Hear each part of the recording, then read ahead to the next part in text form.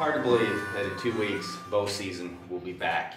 And I can't wait for deer season to start, but I'm also a little bit behind in my preparations, and that's kind of the norm. It seems to happen every year, and I suspect I'm not alone. But here's 5 things that you should be doing before October 1st. The first is what I'm doing right now, and that's making sure that your bow is ready to go. I've been shooting all summer, not as much as I should, to be honest with you, but I have stayed in form, I have been practicing, and now it's time for me to go through the bow again, tighten everything down, get it set up for broadheads, and that includes paper tuning. Paper tuning is super important to getting consistent quality broadhead flight. Just because you're hitting where you want to at 20 yards with a field point or even with a broadhead doesn't mean it's going to do the same thing out to 30 or 40 yards. Set your effective range and shoot your broadheads at that distance. And the first thing you need to do is paper tune to make sure your bow is completely tuned so that the broadheads will fly the way they're supposed to. Now, another good tip deals with lighted nocks. Lighted nocks are becoming very popular for good reason. They really help you be more effective. They allow you to see where your arrow hit, where it went if you didn't hit, recover the arrow, recover the animal. But if you're not practicing with your lighted nocks in place, you might see some difference in accuracy and point of impact. The lighted nock weighs just a little bit more than a regular nock. So that's another step that I'm doing right now. I'm switching out all of my arrows after I paper tuned, after I'm shooting my broadheads, or while I'm shooting my broadheads, I should say. I'm going to make sure I'm doing it with the lighted nocks that I intend to hunt with. Here's a third tip, and it deals with accessories like quivers. I don't practice with my quiver on because I don't have the quiver on when I'm hunting. I take my quiver off when I get up in the tree stand and I hang it up. But if you are going to hunt with your quiver on, you better be practicing with it on, because it can have an impact on the balance of the bow. It can have an impact on point of impact because of the balance.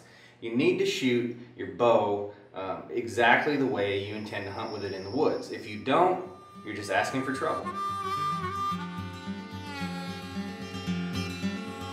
And while we're on the topic of tree stands, I have a couple of tips there that I wanted to share. And these are lessons that I learned, unfortunately, the hard way.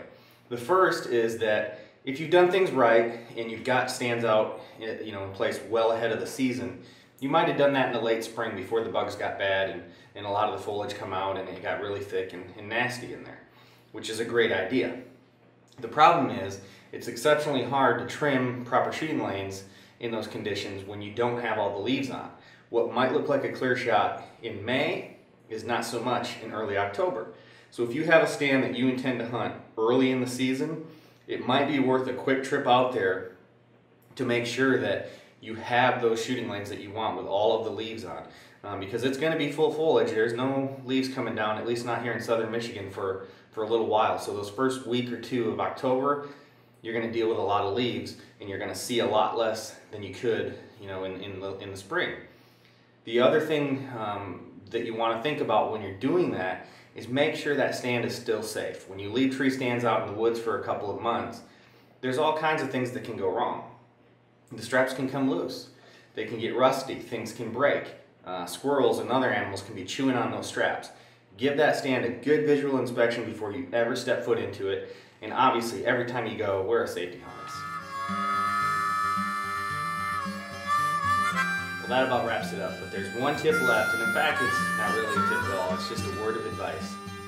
Deer hunting comes just once a year, and it seems to pass by so fast, and we spend so many months waiting for it.